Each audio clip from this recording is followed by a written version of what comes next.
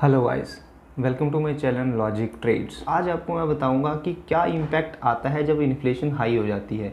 Inflation high होने का मतलब ये है कि आपके कमोडिटी के प्राइस बहुत हाई हो जाते हैं, आपकी डिमांड बहुत हाई हो जाती है लेकिन सप्लाई कम रहती है। 2009, 10, 11, 12 में ऐसा क्या हुआ था स्टॉक मार्केट में कि इन्फ्लेशन भी हाई थी और स्टॉक मार्केट में क्या इम्पैक्ट आया था।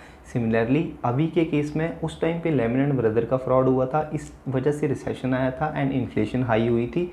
अभी यूक्रेन और रशिया की वॉर की वजह से सप्लाई एंड डिमांड का इशू आया है। कंट्री ने रशिया पे सैंक्शंस लगाए हैं, इसलिए सप्लाई डिस्टर्ब हुई है। एग्जांपल देता हूँ, डिमांड यूएस की डिमांड एज इट इज़ है, गैस की डिमांड, स्टील की डिमांड एज इट इज़ है, पेट्रोल की डिमांड एज इट इज़ है, लेकिन सप्लाई जो है वो सप्लाई ऑटोमेटिकली पहले इस लेवल पे थी, सप्लाई अब कम हो गई है। तो अगर सप्लाई कम हो जाएगी तब डिमांड बढ़ जाएगी, तो ऑटोमेटिकली उस चीज़ का प्राइस बढ़ जाएगा। मैंने ये देखा है कि 2008, 9, 10, 11, 12 में जैसे स्टॉक मार्केट बिहेव कर रही है, अभी भी वैसा ही पैटर्न स्टॉक मार्केट में बन आपको मैं अपनी स्क्रीन पे लेके चलूँगा, वहाँ पर आपको दिखाऊँगा कि इन्फ्लेशन रेट क्या था उस टाइम पे और कैसे इन्फ्लेशन का ग्राफ बना था और कैसे स्टॉक मार्केट का ग्राफ बना है।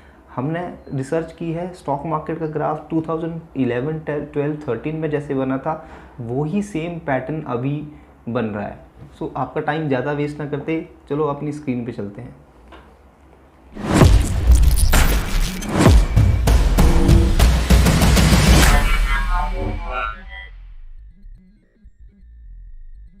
Hello guys. सो इन्फ्लेशन बेसिकली तीन वजह से होती है। पहली प्रोडक्शन कॉस्ट की वजह से, दूसरी डिमांड की वजह से, तीसरी इन दोनों की वजह से फिजिकल पॉलिसीज चेंज हो जाती हैं।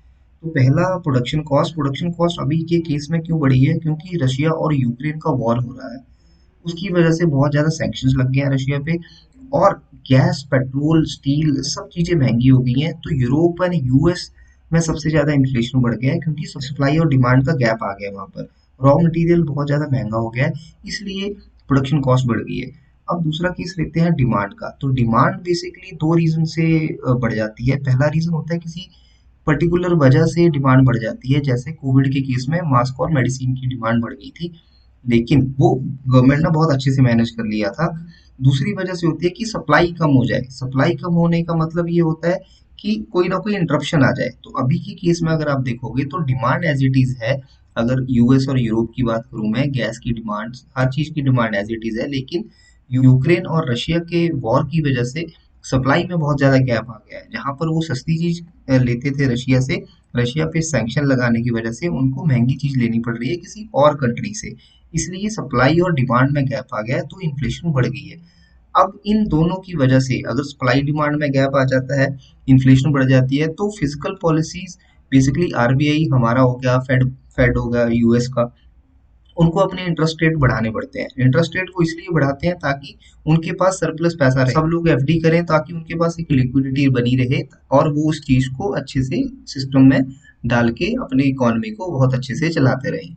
इन्फ्लेशन हाई है, इन्फ्लेशन हाई की वजह से स्टॉक मार्केट में इम्पैक्ट तो आता है, क्योंकि वहां से मार्केट से पैसा एफडी की तरफ जाता है और मार्केट में इन्वेस्टमेंट कम आती है। जब इंटरेस्ट रेट कम होता है तो ऑब्वियसली स्टॉक मार्केट में ज्यादा पैसा लगता है। अब इंटरेस्ट रेट हाई है तो दुनिया एफडी में पैसे लगाना ज्यादा पसंद करती है।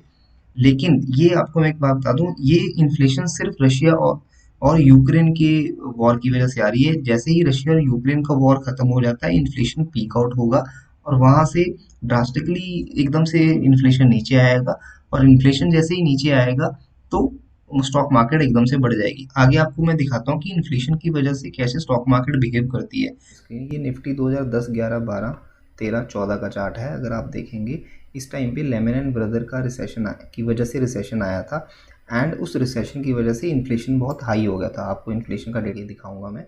तो ये पैटर्न अगर आप देखोगे तो 2010 में थोड़ी सी मार्केट बढ़ी थी, फिर 2011 में मार्केट नीचे आई है, 2012 तक मार्केट नीचे आई है, यहाँ पर इसका बॉटम बना है और फिर थोड़ी सी ऊपर गई है, फिर नीचे आई है। ये आपको मैं पैटर्न इसलिए दिखा रहा हूँ क्योंकि अभी भी जो पैटर्न है वो बिल्कुल सेम बन रहा है। अगर आप देखोगे यहाँ से मार्केट ऊपर गई है, फिर वहाँ से स्लोली एंड ग्रेजुअली मार्केट नीचे आई है। इसका पैटर्न का आपको कंपैरिजन मैंने बना रखा है। 11 का ग्राफ देखेंगे आप और 2021 का ग्राफ देखेंगे, यहाँ से 2010 में मार्केट बढ़ी थी, ये 2020 और 21 में मार्केट बढ़ी है, आई एम सॉरी। अब वहाँ से मार्केट का पैटर्न अगर आप ध्यान से देखेंगे तो ये पैटर्न बिल्कुल हूबहू सेम बन रहा है वहाँ से एज इट इज़, क्योंकि इस टाइम पे भी इन्फ्लेशन हाई था और अभी भी इन्फ्लेशन हाई है।